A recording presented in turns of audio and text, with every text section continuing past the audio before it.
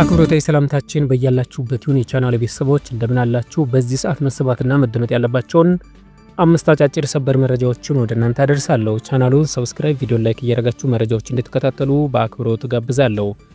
አሁን በቀጥታ ወደ መረጃው አልፋለሁ፣ አብራችሁን ቆዩም። ጠቅላይ ሚኒስትር አብይ አህመድ ወደ አዘርባይጃን ገቡ። የአዘርባይጃን ሪፐብሊካን ፕሬዝዳንት ኢልሃም አሊየቭ የአዘርባይጃንን እንዲጎበኙ የቀረበላቸውን ግብዣ የተቀበሉት ጠቅላይ ሚኒስትር አብይ አህመድ ለይፋዊ የሥራ ጉብኝት ዛሬ ከሰዓት አዘርባይጃን መግባታቸው ተገልጿል። ጠቅላይ ሚኒስትር አብይ አህመድ ሄይደር አሊየቭ ዓለም አቀፍ አውሮፕላን ማረፊያ ሲደርሱም የአዘርባይጃን ምክትል ጠቅላይ ሚኒስትሩ እንዲሁም የአዘርባይጃን ምክትል የውጭ ጉዳይ ሚኒስትር ደማቅ አቀባበል አድርገውላቸዋል። ጦርነቱ በአንድ ወር ውስጥ ሊጀመር ይችላል ተባለ። በህወሓትና በፌዴራል መንግስት መካከል በቀጣይ ወር ግጭት ሊቀሰቀስ እንደሚችል የአሜሪካ ተቋም አስጠነቀቀ። ግጭት ሁኔታዎችን የሚተነትነው ክሪቲካል ትሪስ ባወጣው ሰፊ ሪፖርት ወታደራዊ ውጥረቱ ከመቼውም ጊዜ በላይ ማየሉን አስታውቋል። ኃይሉን ወደ ትግራይ አዋሳኝ አካባቢዎች ያስጠጋው የፌዴራል መንግስት በመጪው ወር ውስጥም በህወሓት ላይ ጥቃት ሊከፍት እንደሚችል ተቋሙ ጠቁሟል። ሁለቱ ኃይሎች በየፊናቸው ከፍተኛ ወታደራዊ ዝግጅት እያደረጉ መሆኑን ተቋሙ ከአንድ ሳምንት በፊት ባወጣው ሪፖርት መግለጹ ይታወሳል። አሁን ላይ ትግራይን የሚያዋስኑ አፋርና አማራ አካባቢዎችም ጦር አስጠግተው የተፋጠጡት የፌዴራልና የህወሓት ኃይሎች ወደ ግጭት የመግባታቸው ነገር አይቀሬ መሆኑን ተቋሙ አመለክቷል።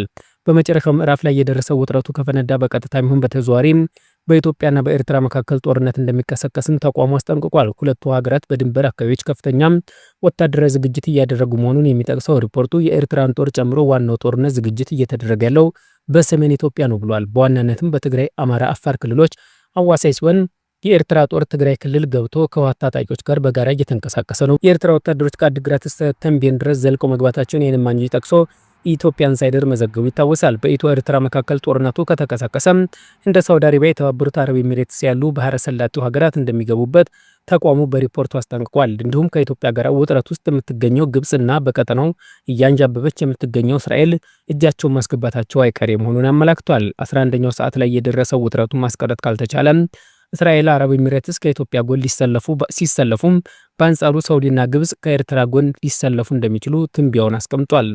ከነዚህ ሀገር የሱዳን ጦርነት በተለይ ከቅርብ ጊዜ ወዲህ ከኢትዮጵያ ጋር እየተቆራኘ መጥቷል ብሏል ዘገባው። ይህ በእንዲህ እንዳለ የህንድ ዲፕሎማቶች በአስመራ ተገኙ። የህንድ አምባሳደር ራጂ ካማል በዛሬው ዕለት ከኤርትራ ማስታወቂያ ሚኒስትር የማነ ገብረ መስቀል ጋር በአስመራ ተወያይተዋል። ውይይቱ በሁለቱ ሀገራት ግንኙነት ላይ ያተኮረ ነው ተብሏል። ከቅርብ ሳምንታት ወዲህ የምዕራባውያንና የምስራቅ ዓለም ዲፕሎማቶች ሚኒስትሮች አዲስ አበባና አስመራ እየተመላለሱ ነው። ይህም የሁለቱ ሀገራት ውጥረት ከመባባሱ ጋር የሚያያዝ እንደሆነ እየተነገረ ይገኛል። በመንግስት ጥሪ መሰረት በዓላትን ለማክበር ወደ ትውልድ ሀገሩ የመጣውና ካናዳ ዜግነት ያለው ትውልደ ኢትዮጵያዊ ኢንጂነር እሱ ባለው በለጠ በቁጥጥር ስር ውሎ በቂሊንጦ ማረሚያ ቤት መገኘቱ ለቤተሰቦቹ ለወዳጅ ዘመዶቹም ከፍተኛ ስጋትና ቅሬታ መፍጠሩ ተገለጸ። በቶሮንቶ ካናዳ ነዋሪ የሆነው ከፍተኛ አውሮፕላን ጥገና ኢንጂነርነት ሙያ የሚሰራው እሱ ባለው በለጠም ወደ ኢትዮጵያ የሄደው ባለፈው ጳጉሜ 3 ቀን 2017 ዓ.ም እንደ ኢትዮጵያን አቆጣጠር ነበር። የመጣበትም ዋና ምክንያት መንግስት ዲያስፖራው በዓላትን በሀገሩ እንዲያሳልፍ ባቀረበው ጥሪ መሰረት የመስቀልና የአዲስ ዓመት በዓላትን ከቤተሰቦቹ ጋር ለማክበር እንደነበር ተገልጿል። ሆኖም መስከረም 24 ቀን 2018 ዓ.ም ወደ ካናዳ ለመመለስ ቦሌ ዓለም አቀፍ አውሮፕላን ማረፊያም በደረሰበት ወቅት በጸጥታ ኃይሎች ተይዞ ለእስር መዳረጉ ተመላክቷል። እንደ ቤተሰቦቹ ገለጻ ኢንጂነር እሱ ባለው ለእስር የዳረገው የእሱ ባልሆነ የፌስቡክ ገጽ አማካኝነት በቀረበ የሐሰት ውንጀላ ነው። ግለሰቡ በግልም ቂም በቀልም በቅናትም ተነሳስተው በጸጥታ አካላት በማሳሳት እንዳሳሰሩት ቤተሰቦቹ ያምናሉ። ግለሰቡ ቀደም ሲል ምንም አይነት የወንጀል ታሪክ የሌለበት ለሕግና ለስርዓት ተገዥ እንዲሁም ታማኝ የቤተሰብ አስተዳዳሪ መሆኑን አክለው ገልጸዋል። ይህ እስር በዲያስፖራው ማህበረሰብ ዘንድ ወደ ሀገር መመለስ ስጋት አለው የሚል የተሳሳተ ግንዛቤ ሊፈጥር እንደሚችል ታዛቢዎች ይገልጻሉ። በተለይም በሐሰት መረጃና የግል ጥላቻ ላይ የተመሰረተ ውንጀላዎች የሀገር ገጽታ ሊያበላሹ እንደሚችሉ ተመራማሪዎችና የሰብአዊ መብት ተሟጋቾች በተደጋጋሚ የሚያነሱ ስጋት ነው። በኢንጂነር እሱ ባለው ቤተሰቦች ጓደኞች ጉዳይ በልዩ ሁኔታ ታይቶና ግልጽ ምርመራ ተደርጎ ንጽህነቱ ተረጋግጦ እንዲለቀቅ ለመንግስት ጥሪ አቅርበዋል። ግለሰቡ ወደ ስራው ወደ ቤተሰቡ እንዲመለስ መደረጉም በመንግስት አሰራር ላይ ያለውን ግልጽና የህግ የበላይነትን የሚያጠናክር እንጂ ጉዳት እንደሌለው አቤቱታ አቅራቢዎቹ አስገንዝበዋል። ኢንጂነሩ ካናዳ ውስጥ በሙያው የገነባው ስራና የቤተሰቡ ህልውና በአሁኑ ወቅት አደጋ ላይ መውደቁንም ቤተሰቦቹ በከፍተኛ ሀዘን ገልጸዋል ሲል ዘሀበሻ መረጃውን አጋርቷል። በመጨረሻም ከአብይ አህመድ ጋር ለመነጋገር ተደጋጋሚ ጥያቄ ባቀርብም ተከለከልኩ ሲሉ ጄኔራል አልቡርሃን ተናገሩ። ጄኔራል አልቡርሃን ከአሜሪካ ተንታኝ ካሜሮን ሆርሰን ጋር ቆይታ አድርገው የነበረ ሲሆን በነበራቸውም ቆይታ ከኢትዮጵያ ወደ ፈጣን ደጋፊ ኃይሎች እየደረሰ ያለው ወታደራዊ አቅርቦት አሳስቦኛል ሲሉ ገልጸዋል። ጉዳዩን ከኢትዮጵያ መሪዎች ጋር በመወያየት ለመፍታት በተደጋጋሚ ወደ አዲስ አበባ ለመሄድ ጥያቄ ባቀርብም ከአዲስ አበባ በኩል ምላሽ አልተሰጠኝም ሲሉ ተናግረዋል።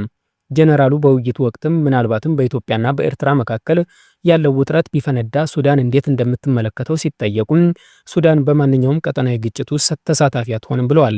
ካርቱም ለማንኛውም ወገን ያለመወገን ፖሊሲ እንደምትከተል የገለጹት ጄኔራሉን ኢትዮጵያ በሱዳን ጦርነት ውስጥም ጣልቃ እንድትገባ ወይም ቀውሱ ዓለም አቀፋዊ መልክ እንዲይዝ እንደማይፈልጉም ገልጸዋል። ይሁን እንጂ ጄኔራል አልቡርሃን ገለልተኛ ነን ቢሉም በተደጋጋሚ ከኢትዮጵያ መንግስት በኩል አርሚ 70 ለተባለው የትግራይ ኃይል ሀገራቸው እየሰጠች ያለችውን ድጋፍ እንድታቋርጥ ከዚህ ቀደም ሲጠይቁ እንደነበር ይታወሳል። ለአብነትም የብሔራዊ መረጃና ደህንነት ዋና ዳይሬክተር አምባሳደር ሬድዋን ሁሴን የተመራና አቶ ጌታቸው ረዳን ያካተተ ልዑክ ወደ ሱዳን ተጉዞም ከወራት በፊት ለጄኔራሉ ደብዳቤ አድርሶ እንደነበር ይታወሳል። ይሁን እንጂ ለደብዳቤው ተገቢ ምላሽ ሳይሰጡ ቀርተዋል። ክቡራትና ክቡራን የቻናል ቤተሰቦች ለሰዓቱ ነበረኝ አጭር መረጃ ይመስል ነበር። ከቆይታ በኋላ በሌላ መረጃ እስከምንገናኝ መልካም ጊዜ ይሁንላችሁ።